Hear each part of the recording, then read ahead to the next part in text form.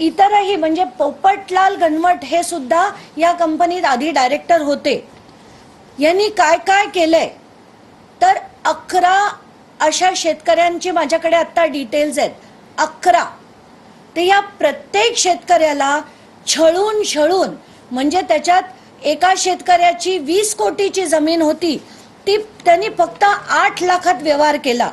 एकाची 1 कोटीची जमीन होती त्याचा 4 लाखात व्यवहार केला।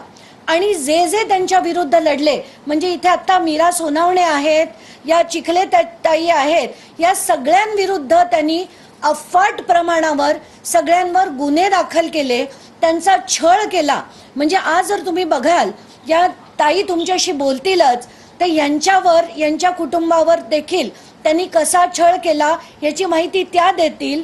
मीरा सोनावणे यांचं त्यांनी म्हणजे त्यांच्या जे व्यक्ती घरचे 1997 मध्ये वारले होते ते 2006 ला जिवंत दाखवून त्यांचा व्यवहार झाला असं दाखवलं। आणि या जेव्हा त्यांच्याच शेतात काम करत होत्या तेव्हा बहिणीवरून अतिशय खालच्या दर्जाचं म्हणजे तिला एक रात्र माझ्याकडे पाठव असं म्हणून मग ह्या चिडल्या आणि चिडल्यावर त्यांना सरळ केलं म्हणून त्यांच्यावर 8 दिवसानंतर 307 चा गुन्हा दाखल केला। जे शेतकरी त्यांच्या विरुद्ध लढायचे त्या सगळ्या शेतकऱ्यांविरुद्ध मानहानीचे नंतर कुठले त्यांनी गुन्हे 307 चे गुन्हे अनेक लोकांवर यांच्या मीराताईंच्या तर त्यांच्याबरोबर 9 लोकांवर त्यांनी गुन्हे दाखल केले। आणि एवढंच नाही त्यांच्यापैकी एक माणूस हा एक PSI देखील आहे।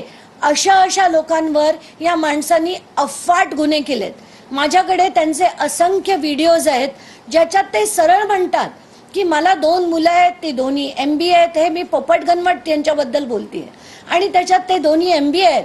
पण आम्ही सगळ्या चांगल्या राजकारण्यांशी संबंध ठेवले म्हणून आम्ही ती दहशत निर्माण करू शकलो।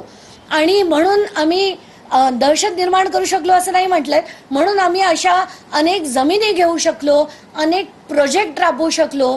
तर शिवम बद्दल त्यांनी कसे तिथे मोठ्या प्रमाणात प्रोजेक्ट्स राबवलेत याची माहिती देखील त्यांनी त्या व्हिडिओमध्ये दिली आहे।